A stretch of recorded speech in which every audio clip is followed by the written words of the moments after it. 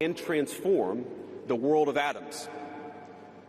Now, at this moment, we face the extraordinary prospect of a new industrial revolution, one on par with the invention of the steam engine or Bessemer steel. But it will never come to pass if overregulation deters innovators from taking the risks necessary to advance the ball. Nor will it occur if we allow AI to become dominated by massive players looking to use the tech to censor or control users' thoughts. And I'd ask, if you step back a moment and ask yourself, who is most aggressively demanding that we, meaning political leaders gathered here today, do the most aggressive regulation? It is very often the people who already have an incumbent advantage in the market. And when a massive incumbent comes to us asking us for safety regulations, we ought to ask whether that safety regulation is for the benefit of our people or whether it's for the benefit of the incumbent.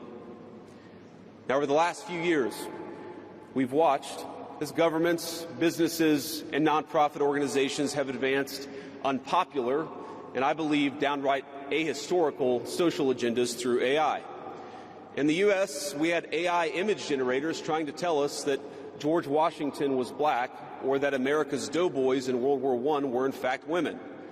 Now, we laugh at this now, and of course it was ridiculous, but we have to remember the lessons from that ridiculous moment.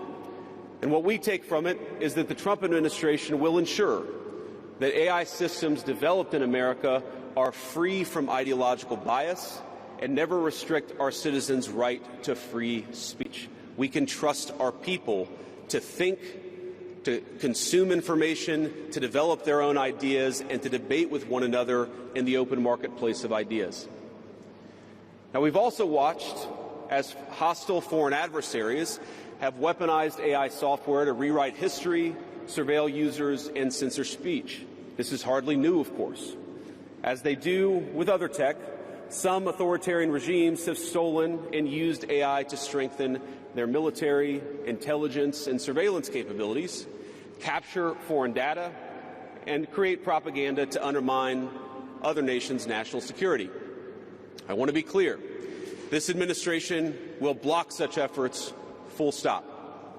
We will safeguard American AI and chip technologies from theft and misuse, work with our allies and partners to strengthen and extend these protections, and close pathways to adversaries attaining AI capabilities that threaten all of our people. And I would also remind our international friends here today that partnering with such regimes, it never pays off in the long term. From CCTV to 5G equipment, we're all familiar with cheap tech in the marketplace that's been heavily subsidized and exported by authoritarian regimes. But as I know, and I think some of us in this room have learned from experience, partnering with them means chaining your nation to an authoritarian master that seeks to infiltrate, dig in, and seize your information infrastructure. Should a deal seem too good to be true, just remember the old adage that we learned in Silicon Valley: if you aren't paying for the product, you are the product.